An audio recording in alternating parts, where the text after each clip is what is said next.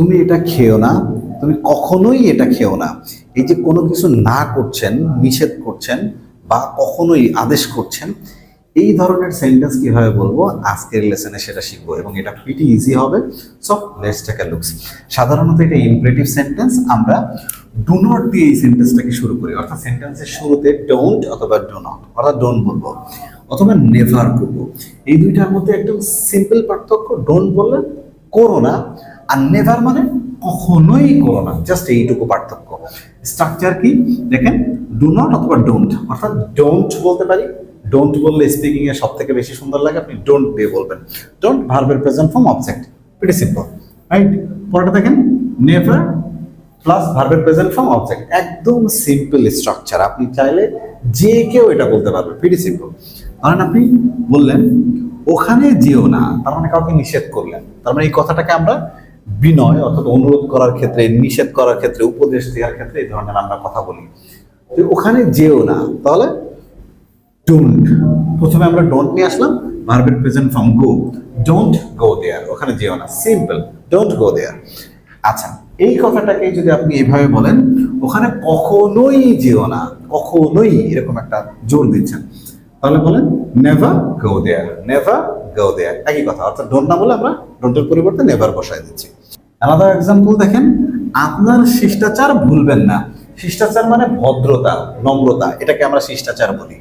তাহলে আমরা খুব সিম্পলি এই সেন্টেন্সটা করতে পারি, very simple, don't forget your manners, don't forget your manners. Clear?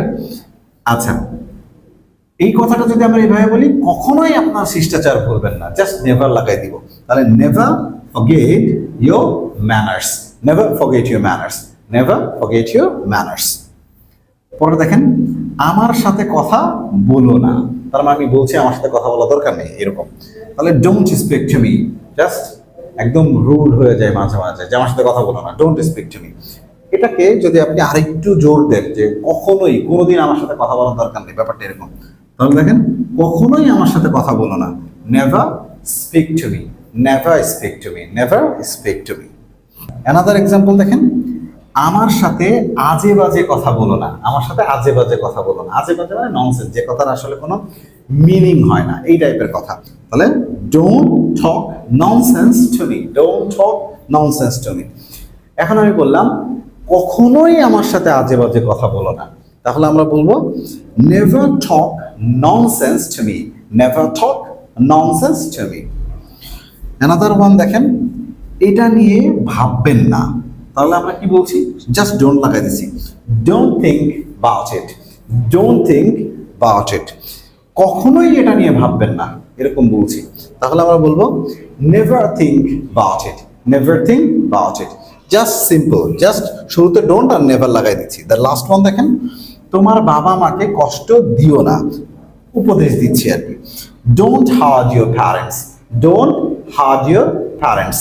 Same ভাবে কখনোই তোমার বাবা মাকে কষ্ট দিও না, never heart your parents, never heart your parents, pretty simple. So এইভাবে আপনি যে কোনো কথা বলতে পারেন। ধরেন আপনি বললেন যে এখানে বসো না, তাহলে ডোন্ট সিট হিয়ার, তাহলে বললে এখানে কখনোই বসো না, তাহলে বলেন নেভার সিট হিয়ার। তাহলে এই খাবারটা খেও না, তাহলে ডোন্ট ইট দিস ফুড, এই খাবারটা কখনোই খেও না, never it this food, right? এটাকে টাচ করো না, তাহলে বলে ডোন্ট টাচ ইট। আর যদি বলেন এটা কখনোই টাচ করো না, তাহলে নেভার টাচ ইট।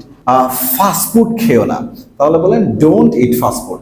আর যদি বলেন কখনোই ফাস্ট ফুড খেন না, তাহলে বলেন never it fast food, never it fast food.